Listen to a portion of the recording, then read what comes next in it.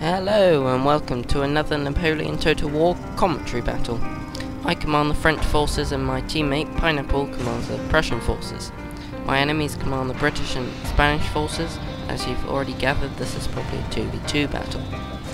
Now my skirmishers make a defensive line, and then I form up some of my elite units behind them. I think I have 3 units of Polish Legion behind my skirmishers.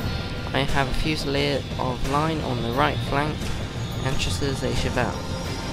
I also have 3 units of 6-pounder howitzers and Polish Legion and 18th Regiment of Infantry.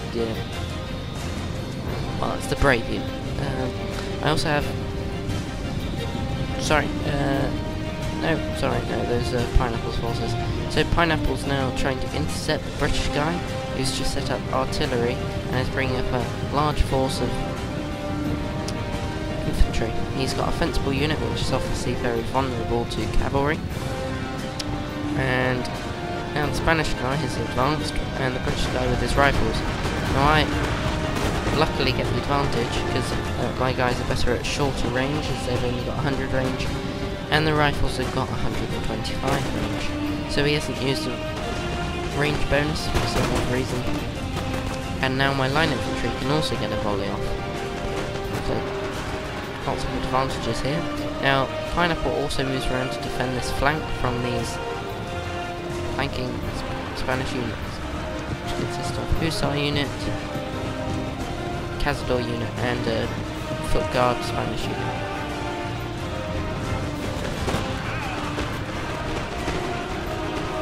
View of the gameplay. Still amazed with the graphics of Napoleon. 10 times better than Empire.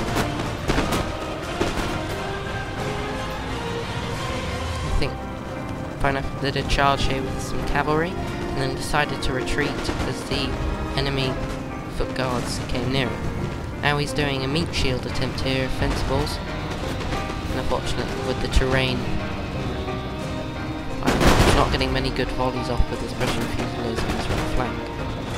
Now here you can see my Voltigeurs and the elite skirmish unit holding off a whole advance of both enemy armies, with the 3 units of Polish Legion behind them firing volley after volley, and luckily my 3 howitzer units are now set up properly and are giving deadly fire onto the enemy units.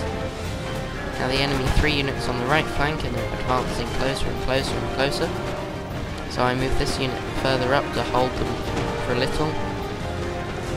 So my howitzers could take out some of the main army and then direct their fire into these 3.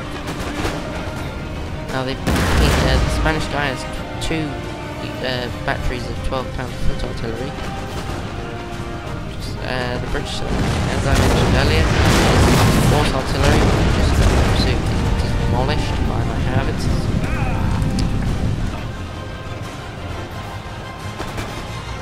The British guy doesn't really have any forces, really. Minimal.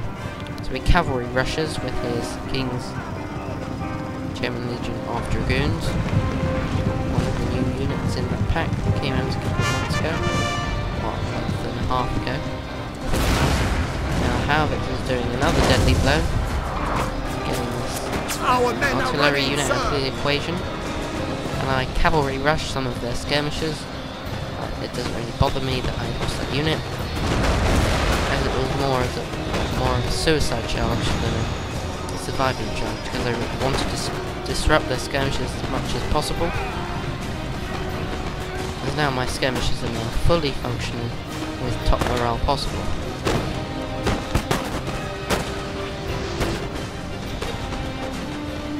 Now what I don't get here is how the Spanish guys crammed all his men into one block, as if a howitzer shell rained down into this foot guard unit, then kill at least 40.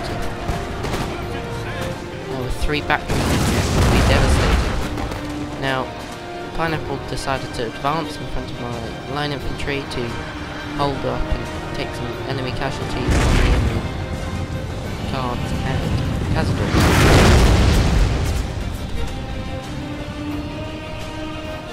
Cavalry just sitting at the back waiting for a good time to charge.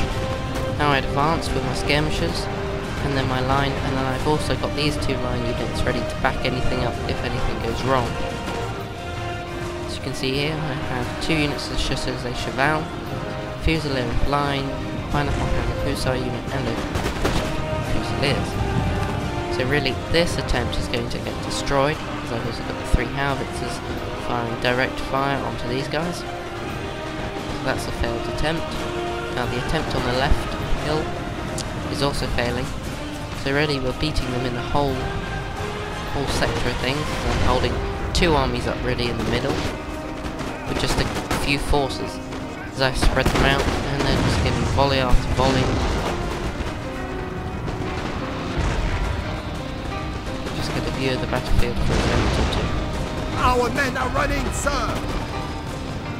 Unfortunately, a unit starts to run. I think it's a skirmish unit. There you go. I've only got 15 left. Look at the damage they did. Not all that, just that unit damage. Now, I'm not sure, but I don't know if I formed square just in time, or I didn't. I just saw them arriving, so I formed these 2 units into square formation. And this is when I started getting a bit weary about, is this the tide of the battle? Because I saw this skirmisher unit's about to round, and then this skirmisher unit's about to round, and our men are running, sorry, sir. those were my line of infantry. I know that was my skirmisher and this is my line of infantry. For some reason in my skirmisher line. Now this brave unit behind is giving betraying fire into my Polish Legion, unfortunately. And now this unit is somehow on low morale. But these 2 units are now holding up the whole enemy on their own in square formation. Now I formed square with this unit, and now it's starting to get a bit annoying. This enemy cavalry units just keep pushing, and I'm getting worried if they're going to start charging my howitzers. So I decided to pull away my cavalry from this flank and shoot them into the middle just to hold the enemy as long as possible. It's actually quite amazing because these 3 squares have actually held the enemy advance, and they pull back to reform, giving my howitzers time to attack the enemy away from these guys, which are now held up by these Fusiliers and Prussian Fusiliers. Friendly fire from the Cazadors, and then if they do break through these 2 units, they've got Chasseurs et Cheval to deal with, and by then they might not be able to form square. Now I pull back the units that were on the front line in square, holding the whole enemy, just to regain morale. And these 2 units that have been sat behind the main line doing nothing are now in the front line, holding the enemy. So that's one of the main tactics in Napoleon. Don't always have the units that have been on the front line there all the time, because otherwise they might rout or they'll run out of ammunition. Now Pineapple's taken the advantage. He's killed some of the British forces that the British guy diverted on the hill, and he's now using the advantage to fire down on the remaining British forces.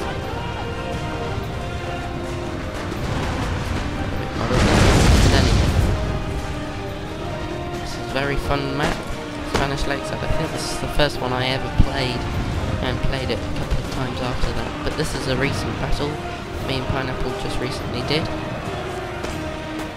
And you'll be seeing more 2v2s with me and Pineapple shortly, but we'll probably be doing dual commentaries by then. But this time he's not online.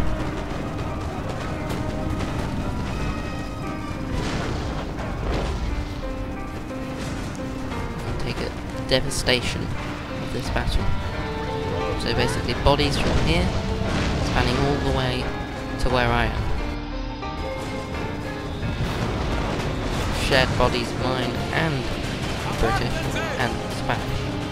Pineapple's had a limited battle round here, still coming under heavy devastation from green jackets, foot guards, and then Pineapple doing the devastating blow to the British by destructing all his units on that hill.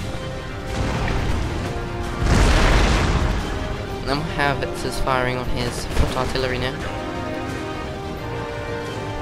And just a couple of seconds ago, you might have saw it on the mini-map, but it's probably pretty hard to see. We charged all our units straight into this Cazador unit and Guard unit. And then we could flank round the back of the Spanish and British.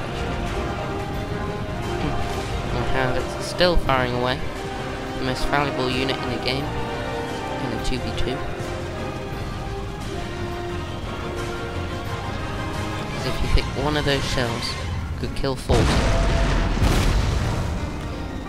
Now unfortunately this is the end of part 1, and hopefully part 2 will be up shortly after this one. So it's goodbye from Halo Wars Delta. Please comment, rate and subscribe. Goodbye.